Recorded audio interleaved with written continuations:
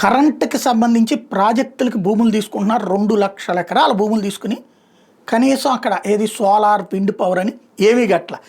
ఇప్పుడు చంద్రబాబు దాని మీదనే సీరియస్ అయ్యారు.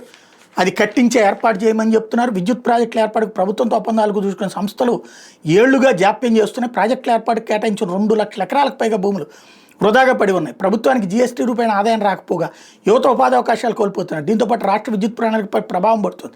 డిమాండ్ మేరకు విద్యుత్ అందించేందుకు అధిక ధరకు బహిరంగ మార్కెట్లో ఇసుకలు కొంటున్నాయి. ఆ భారాన్ని ట్రూ అప్ పేరుతో వినియోగదారుల నుంచి వసూలు చేస్తున్నాయి. ఇక మీద వినియోగదారులపై అదనపు భారాలు వేయకుండా కూటమి ప్రభుత్వం కసరత్తు చేస్తుందట. ప్రాజెక్టుల ఏర్పాటుకున్న సమస్యలపై సంస్థలతో చర్చించాలని నిర్ణయించింది. నిర్దేశిత గడువులోగా ప్రాజెక్టులు పూర్తి చేసేందుకు కొన్ని ఇబ్బందుల పరిష్కారం మీద దృష్టి సారించింది. దీనికోసం ప్రతివారం కొన్ని కంపెనీలతో అధికారుల సమావేశమై ప్రాజెక్టుల నిర్మాణాన్ని చేపట్టేందుకు ఉన్న సమస్యల మీద చర్చిస్తారు. రాబోయే 6 నెలల్లో సాధ్యమైన ప్రాజెక్టులు గ్రౌండింగ్ చేసే లక్ష్యాన్ని నిర్దేశించుకున్నారు. విద్యుత్ ప్రాజెక్టుల పూర్తికి సంకల్పించారు. టోటల్గా చూసుకుంటే మొత్తం సామర్థ్యం 80,798. ఇది కేటగిరీ ప్రాజెక్టుల ప్రస్తుత పరిస్థితి. పూర్తయిన 9,386 మాత్రమే. నిర్మాణంలో ఉన్నాయి 11,725. నిర్మాణం ప్రారంభించాల్సి 59,687 మెగావాట్లకు సంబంధించి. అదే సమయంలో 2024 జూన్ నుంచి అనుమతించిన ప్రాజెక్టులు చూసుకుంటే 36 ప్రాజెక్టులు అనుమతించారట. 27,445 మెగావాట్లట. పెట్టుబడి 1,44,031 కోట్ల రూపాయలు ఇస్తామన్నారట. ఇందులో ఉపాధి 69,385 కోట్ల మందికి వస్తుందని చెప్పారట.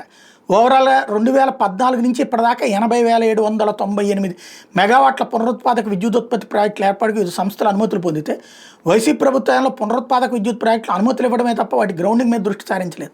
ఇక్కడే వీళ్ళు సిగ్గు లేకుండా రాసే నీచ జర్నలిజానికి సాక్ష్యం ఏంటంటే 80,000కి సంబంధించింది చంద్రబాబు గారి టైంలో ఇస్తే అందులో గ్రౌండింగ్ కానీ 59,687 ఉంటే వాటిట్లో 11,725 నిర్మాణంలో ఉంటే అట్లాగే పూర్తయిన 9,386 ఉంటే అక్కడ ఎవరిది ఇచ్చింది అసలు? అట్లాంటి వాళ్ళకి ఎట్టిచ్చారు? అదిగా సమస్య. ఇప్పుడు వైసీపీ హయాంలో ఇచ్చిన వాటిని తెలుగుదేశం ఆపుతోంది.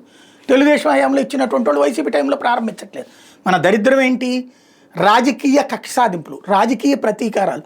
వైసీపీ టైంలో అనుమతిస్తే వాళ్ళని మనం నాశనం చేయాలి, తెలుగుదేశం టైంలో అనుమతిస్తే వాళ్ళని నాశనం చేయాలి. అసలు సమస్య అక్కడ ఉంది.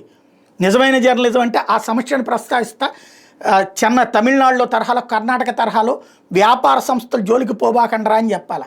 అది మానేసి మనం ఏదో ఒక పార్టీ కొమ్ము కాస్తా బ్రతికేయడం వల్లనే రాష్ట్రానికి శాపం. నీచ జర్నలిజమే అతిపెద్ద శాపం.